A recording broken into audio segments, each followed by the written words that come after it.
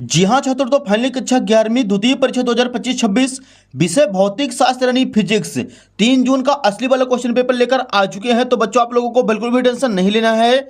यदि आप इस क्वेश्चन पेपर को सॉल्व कर लेते हैं तो 100% गारंटी है कि आपके इस बार फिजिक्स में 70 में 70 नंबर आने वाले हैं। तो चलिए बच्चों, बिना टाइम वेस्ट किए सबसे पहले आप देख सकते हैं आपका पेपर का फ्रंट पेज आपका कुछ इस टाइप का होने वाला है। एंड जो क्वेश्चन है पहले बच्चों इसके अगले पेज से दिए गए हैं। तो यहाँ पे देखिए बच्चों, सबसे पहले दिया गया है प्रश्न, एक सही विकल्प का चयन कीजिए। इसका पहला क्वेश्चन देखिए, एक व्यक्ति अपनी यात्रा की आधी दूरी v1 चाल से तथा शेष आधी दूरी v2 चाल से चलता है तो उसकी औसत चाल होगी। इसका आंसर हो जाएगा ऑप्शन नंबर बी, v इक्वल 2 into v1 v2 upon v1 plus v2। Second question, यदि किसी वस्तु को ऊर्ध्वाधर ऊपर की ओर वेग u से फेंका जाता है तो उड्डयन काल होगा। इसका आंसर हो जाएगा ऑप्शन नंबर बी, 2u/g। तीसरा क्वेश्चन है, यदि किसी स्प्रिंग को L दूरी तक खींचा जाता है तो उसमें संचित स्थितिज ऊर्जा 10 जूल बढ़ती है। यदि स्प्रिंग को L दूरी तक और खींचा जाए तो उसकी स्थितिज ऊर्जा कितनी और बढ़ेगी। इसका आंसर हो जाएगा ऑप्शन नंबर ए, 30 जूल और बढ़ेगी। चौथा क्वेश्चन, पिंड की गतिज ऊर्जा के एवं रेखीय संवेग p में संबंध है। इसका आंसर हो जाएगा option number D, k equal p²/2m। पांचवा क्वेश्चन, निम्नलिखित में से असत्य संबंध है। इसका आंसर हो जाएगा option number C, L equal I alpha.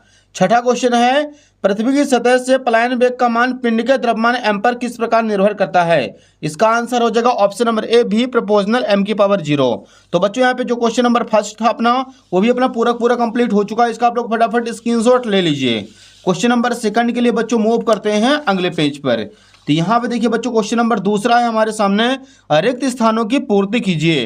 पहला क्वेश्चन देखिए इसका, 108 किलोमीटर प्रति घंटा इक्वल डेड डैश। इसका आंसर हो जाएगा 30 मीटर प्रति सेकंड।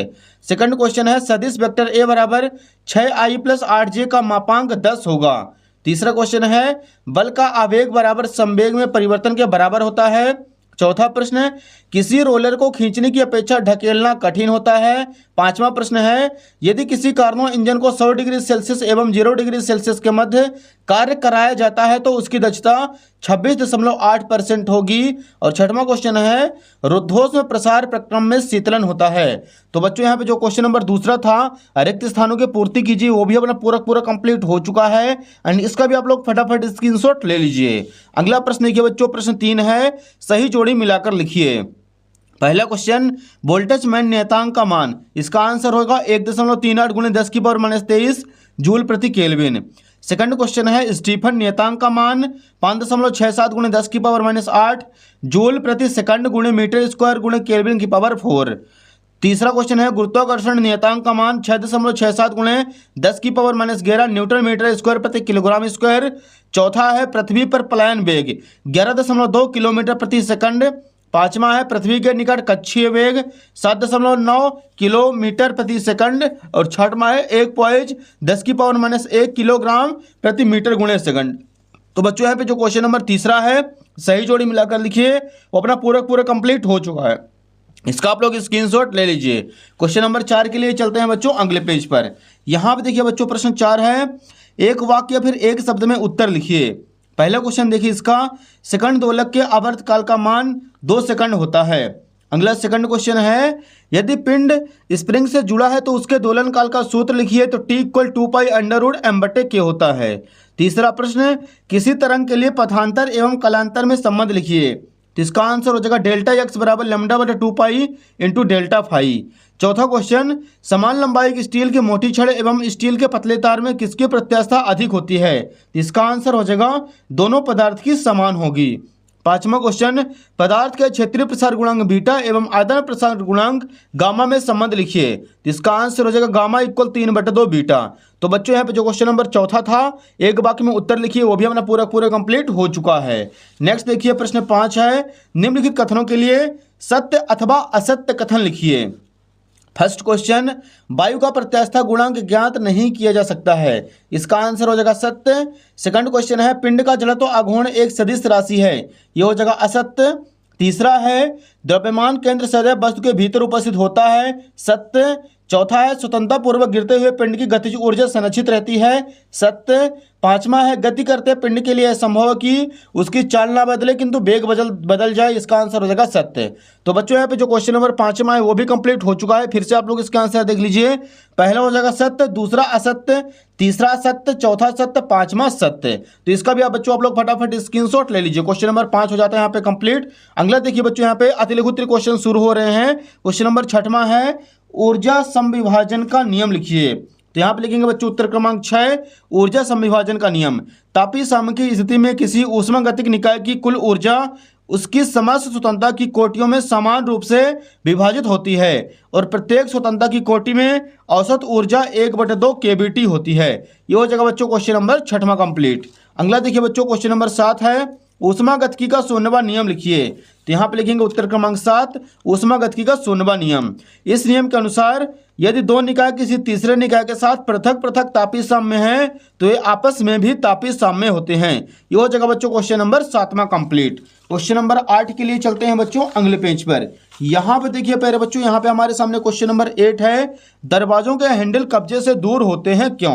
इसका आंसर लिखेंगे उत्तर क्रमांक 8 दरवाजे के हैंडल को कब्जे से दूर लगाया जाता है ताकि कम बल लगाकर भी दरवाजा आसानी से खोला जा सके।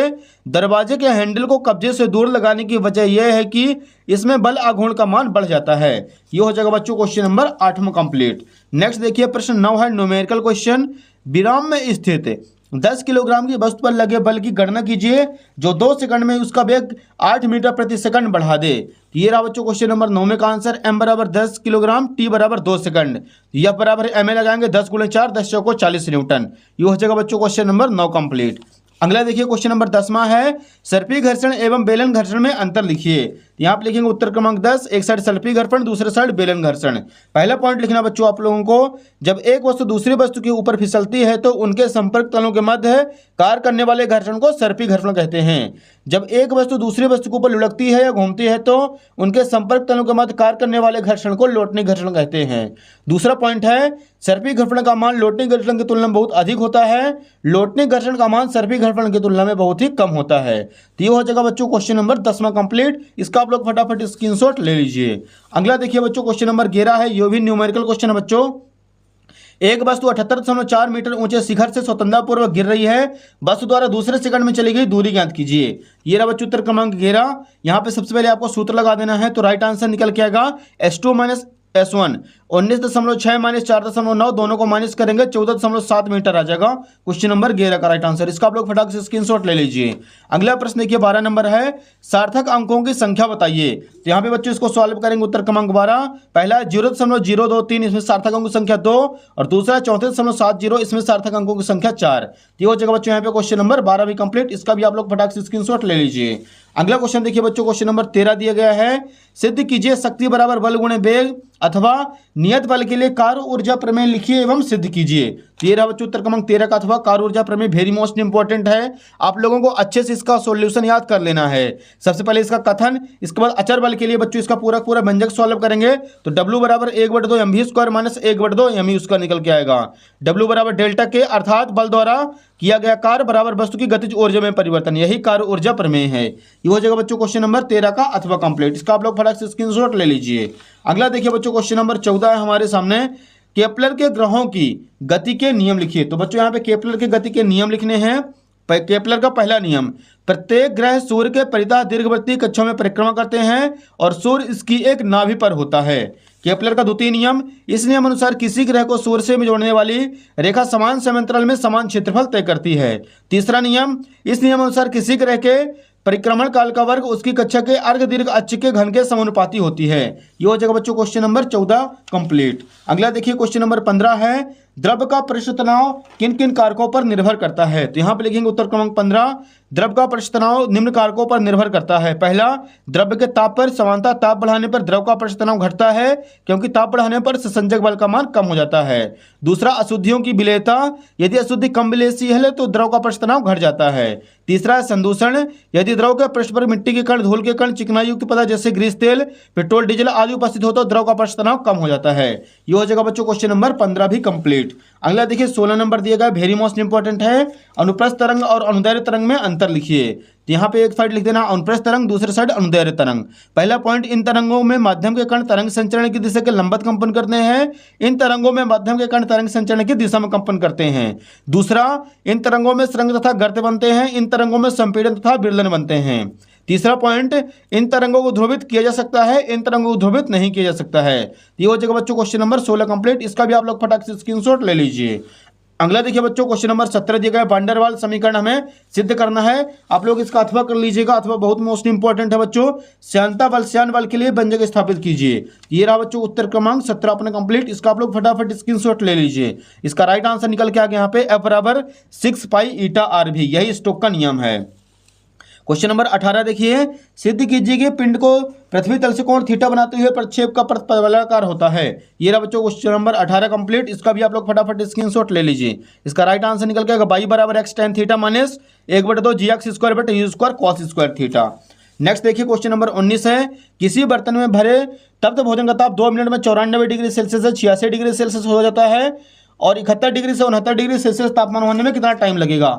ये रहा बच्चों उत्तर क्रमांक 19। इसका आप लोग फटाफट स्क्रीनशॉट ले लीजिए। इसको टाइम लगेगा 0.7 मिनट या 42 सेकंड का समय लगेगा। अगला क्वेश्चन देखिए, लास्ट क्वेश्चन नंबर 20 है, सरल लोलक के आवर्तकाल का व्यंजक t = 2 पाई बटे √L/g का मान ज्ञात कीजिए। ये लीजिए बच्चों इसका सरल लोलक की सबसे पहले परिभाषा और इसका ये रहा पूरा का पूरा डेरिवेशन, इसका पूरा का पूरा व्यंजक बच्चों। ये लीजिए इसके यहाँ पे राइट आंसर निकल गया t = 2 पाई √L/g, यही आप सरल लोलक के आवर्तकाल का व्यंजक है। तो बच्चों यहाँ पे अपने सारे के सारे असली क्वेश्चन पेपर कंप्लीट हो चुके हैं। उम्मीद है कि आपको पसंद आओगे वीडियो पसंद है वीडियो को फटाफट लाइक कर दे, चैनल को सब्सक्राइब कर लीजिए और नोटिफिकेशन को ऑल पे प्रेस कर लीजिए, क्योंकि बच्चों आपके जो